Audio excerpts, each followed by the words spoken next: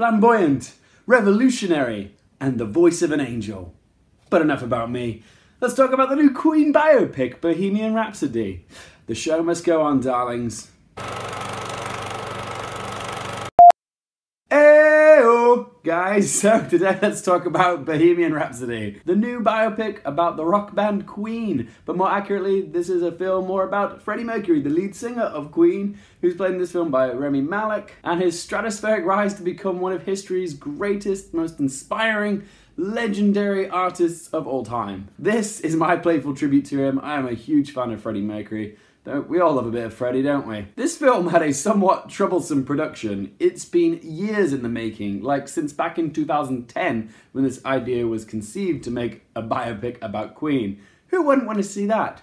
Lots of people have been attached to this film. It's had two directors. Bryan Singer directed most of this film but was fired just a few weeks before shooting was scheduled to finish because of sexual allegation charges. So they brought in Dexter Fletcher to finish the remainder of the film. It also went through multiple stars to play Freddie Mercury. Originally it was supposed to be Sacha Baron Cohen, and then eventually the part ended up in Ben Wishaw's lap, and then finally they settled with Mr. Robot breakout star Rami Malek. Everybody loves a bit of Queen. You can't go to a wedding without hearing Don't Stop Me Now or Bohemian Rhapsody making an appearance on the set list. Their music really is timeless. But does this film Bohemian Rhapsody do the band and Freddie Mercury justice? When you're dealing with a film that's about a band with so many iconic hits, it can be difficult not to let your feelings towards the music affect your judgment about the film. There were certainly moments in the cinema where I was stomping my feet and singing along to the infectious beat and lyrics of songs like We Will Rock You or Fat Bottom Girls. But to me, that's just the power of the music of Queen. Bohemian Rhapsody as a film, though, is a bit of a jumble. I'm not going to label this film as a disaster, but I'm not going to say that it's great either.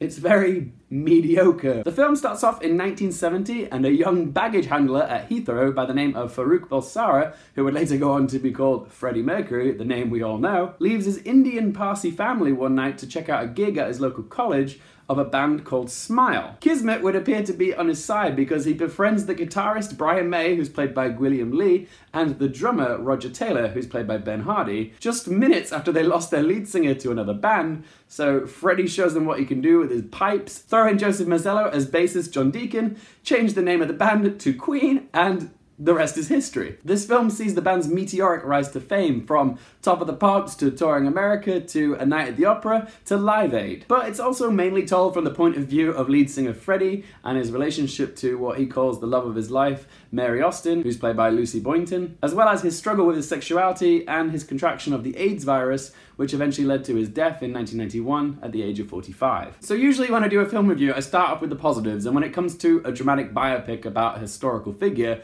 I always jump right into the lead performance. So I'm going to talk about Rami Malek's performance as Freddie Mercury. But to say this is a downright positive would be a lie. Over the last few days, I've heard a lot of effusive praise for Rami Malek's portrayal of Freddie Mercury. So I went into this thinking, oh, this is great, we're going to get to see him do something other than Mr. Robot. But when it comes to him playing Freddie Mercury, honestly, I thought he was good. Do I think this is an Oscar caliber performance? No. But this is the type of performance that will get a lot of buzz during award season because Rami Malek is playing a real-life, exuberant, larger-than-life icon with a good dollop of tragedy. It's got Oscar bait written all over it. But personally, I didn't think it was a mind-blowing performance. Malek gives his best work here when he gets to perform as Freddie Mercury. He does a great job of capturing the primal rigor, flamboyance, and magnetism that he had when he was on stage. But because it's not him really singing the songs, and even though it is very hard to do Freddie Mercury's vocals justice, it just feels like he's doing his best lip sync for someone else's legacy. Don't get me wrong, he is amazing in the final scene where he's performing at Live Aid, but the rest of the film where he needs to carry the emotional weight just feels merely good, not great. His accent is a tad exaggerated and dips in and out, and oh my god, those teeth! Those ginormous chompers they had! Oh, he got given some prosthetics to give him Freddie Mercury's notorious overbite, But oh my god, it's so distracting. It's like watching your grandma with dentures in her mouth. Oh god. So he's a great Freddie the performer, but a not so good Freddie the person. To me, it's a good enough portrayal. I say my favourite performance in this was Gwilym, who played guitarist Brian May. If you've ever seen Brian May in interviews, you know how professional and affable and just very down-to-earth he is, and Lee's performance of him is lovely and reserved, and I thought he just captured him brilliantly. Ben Hardy and Joseph Mazzello are also good in this as the other band members, and Lucy Boynton is terrific as Mary. She really brings a lot of emotionality to the story. But everybody else in this film, though, is so one-dimensional. Freddie's parents are just poorly underdeveloped. Alan Leach as Freddie's manager feels like a pantomime villain in places. Aiden, Gillen and Tom Hollander are wasted. And Mike Myers is in this as an EMI music executive. And to me, this just felt like stunt casting, because anybody that's seen Wayne's World will know that the character Wayne, played by Mike Myers, sings along to Bohemian Rhapsody in a car. And they even make a subtle joke about this in the scene that he's in. And, oh, it just felt like a slap in the face. There's so many other actors that could have done this better justice without adding the silly connotations of a previous role that this actor has done. It's just like, why even go there? Yeah, I just thought it was cheap and completely unnecessary. All right, now let's talk about the script. The script for Bohemian Rhapsody was written by a chap called Anthony McCarten, whose most visible work is two other biopics about extraordinary individuals, The Theory of Everything and Darkest Hour. Both of which those films, the lead actors in them, Eddie Redmayne and Gary Oldman, went on to win Best Actor at the Oscars. Hence why you can see why people would think this would be awards bait for Rami Malek. And like those two films, Bohemian Rhapsody feels very safe. It feels very formulaic. There's no substance to it, no grit. And when your film is centered around someone as wild and hedonistic as Freddie Mercury, it feels like a slap in the face to Freddie's memory that McCarten would go for a safe approach. It just doesn't feel truthful. Freddie Mercury was a notorious, daring, unconforming, free spirit and did things his way. But McCarten's script just feels like he's trying to avoid upsetting anybody that might be watching. Freddie's sexuality is only observed in the peripheries. There's flashes of him at seedy gay bars or truck stops or him wandering through a drug-fueled orgy. But Bryan Singer was either too afraid to show the more graphic stuff or was held back by studio interference. They wanted to make this as family-friendly as possible, so they sacrificed the intimate inner details of Freddie's personal life for showmanship and spectacle, which ultimately just leaves this film feeling very hollow. But I will say that this film is salvaged by an invigorating finale with the performance at Live Aid. I even started crying during one rendition of a particular song. I won't say what it is because I don't want to spoil it for you, but yeah, I was weeping like a baby during one song in this. It was in that moment where the floodgates to my eyes just opened that I realized this film wasn't a disaster. Any film that can make me cry is doing something right. And I did like that McCarten tried to shed some light on some of the contributions of the other members of the band, like when Brian May came up with the for We Will Rock You, or when John Deacon came up with the riff for Another One Bites the Dust. Doom, doom, doom. Another one bites the dust. But McCarten's tendency for group squabblings leading to eureka moments are quite numerous, and it feels a bit manufactured. But where the film gets it right is costumes, production design, and cinematography. Okay, I can't fault any of those. So I'm just going to sum up now, guys. I honestly think Bohemian Rhapsody is going to be a very divisive film. Some people are going to love, love, love it, and some people aren't gonna like it at all. Somewhere out there is an amazing Freddie Mercury movie waiting to be made. Bohemian Rhapsody is not that movie. Bohemian Rhapsody feels like a fanboy love letter dedicated to the entire band, but refuses to take any risks with its content. It's merely just a checklist of hit songs and notable highlights of their careers without ever diving into the gritty stuff like Freddie's personal life, his struggle with loneliness, or his coming to grips with his sexuality. All the stuff that could have humanized this film is absent. It's only brushed upon.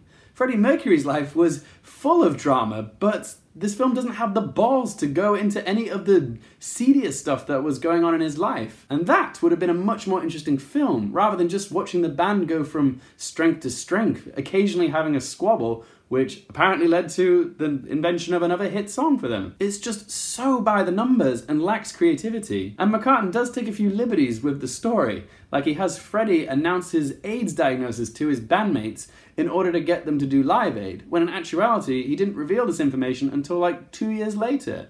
The fact that they need to manufacture this drama to sort of keep the plot moving just shows you how much this film misses the mark. It just baffles me that they would take this approach when telling the story of Freddie Mercury. It just feels like Bryan Singer and Anthony McCarten were trying to protect the integrity of Freddie Mercury's legacy, which makes absolutely no sense. Why tell his legacy if you're not going to be truthful about it? Plus, it's 2018! Freddie Mercury's sexuality is common knowledge. We all know he was massively gay. We have marriage equality now, and yet you still don't want to show us the truth behind him coming to terms with his sexuality? It feels like a slap in the face to Freddie Mercury's truth, but also to all the gay men watching this who idolize and were inspired by Freddie Mercury. So yeah, I took a little bit of a personal issue with this film. Playing it safe goes against everything about Freddie Mercury. Okay, this film fails to live up to the ideologies of the man of whose story it's trying to tell. That is an unforgivable flaw. Alright, so let's ask those 3 questions. Would I watch this again? Probably not. It's not that it's a bad movie, it's just not a great one, and it just doesn't deliver the goods. And as someone who's a big Freddie Mercury fan, I didn't feel like I got the Freddie Mercury story that I wanted, okay? It's just not there. But would I recommend it? Even though I wouldn't say I'm a fan of this film, I would say it's very watchable and it does have some fun sequences. I'd say if you're going into this as a fan of Queen, then you will love this. But if you're going into it as a Freddie Mercury fanboy, then you might be a bit disappointed. And what score am I going to give it? A pretty good performance from Rami Malek and an exhilarating finale coupled with the brilliant music of Queen itself stop this film from teetering into the disaster zone. But it is still a letdown for me. So I'm going to give Bohemian Rhapsody a score of 4.5 out of 10. There you go, guys. Those are my thoughts on Bohemian Rhapsody. Have you guys seen this film? Did you like it? Did you not? I do want to know what you think of it, because I think this is going to be a bit of a hit or miss with people. And my quick question today is for those that have seen it. I want to know, what did you think of Rami Malek's performance? Do you think it's Oscar worthy? I personally don't think he should get a nomination for this, but odds are he will. But yeah, I want to know, do you think he's worthy of an Oscar nomination for playing Freddie Mercury? Whatever you think, do let me know in that comment section below. If you guys are a fan of my content and you want to help me out, please don't forget to click that subscribe button. And if you want to follow me on Twitter, Instagram, or Stardust, all that information is in the description link below. Thank you so much for watching, guys. For more things related to movies, TV, and popcorn culture, I'm Luke Hearfield, and I'll see you next time.